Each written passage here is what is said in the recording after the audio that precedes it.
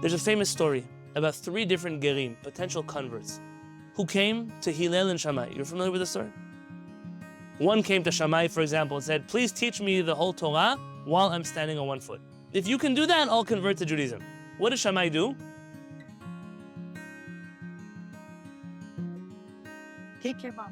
He chased him out, Be'amat binyan. Now this is an Agadah, so for sure there's what to be learned from in an Agadic fashion here, why he chased him out with that stick, but he chased him out. And then he goes to Hillel, he tells Hillel the same thing.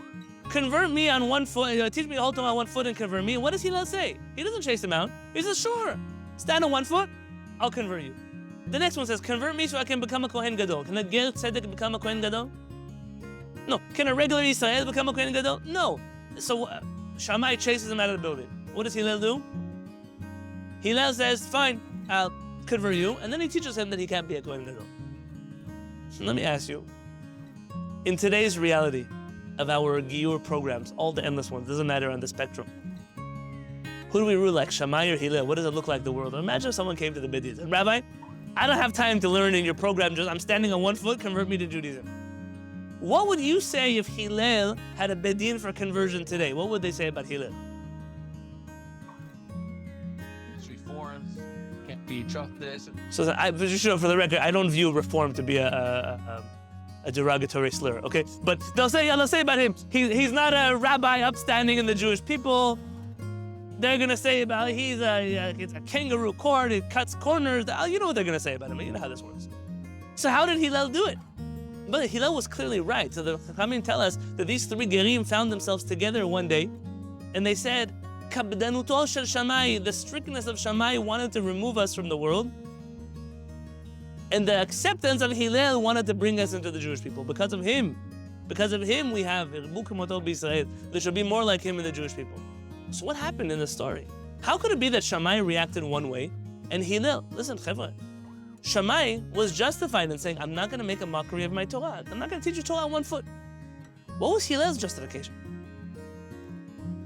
If you look there, if I'm not mistaken, even Tosafot mentions. I say even Tosafot because it's not so simple that Tosafot would say such a thing. El Nadayan, el ma she'enav ro'ot. When Hillel looked at this person, he saw sincerity, he saw genuinity in them. He knew that if he converted them to Judaism today, that one day they would become proper God-fearing Jews.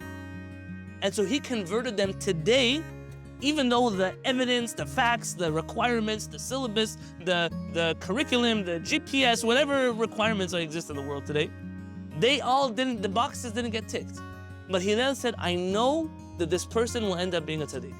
And so today I'm going to convert them, even though they're not in the right place. But Shammai was also right. What if Halachah says that Hillel is correct? Were they really gerim? Of course. So why don't we hold Shammai to task? Because Shammai was also allowed to say, but in my Beit Din, my conscience doesn't allow me to do this. My conscience says that I can't convert a person who just wants to learn Torah in 5 minutes. But Hillel said, I can. You all know this story. This story is not a chidush for you. The message of the story, though, was never taught to us properly. This is the absolute independence that a Beit Din needs when ruling on Halachah. There are people that we rule one way now that the syllabus doesn't match, Cheva. They didn't tick all the right boxes yet. But we know that they will. On what basis do we know that they will? En l'dayan, el ma she'enav ro'ot. This is the basic rule of Halachah. The Dayan deals with what their eyes see.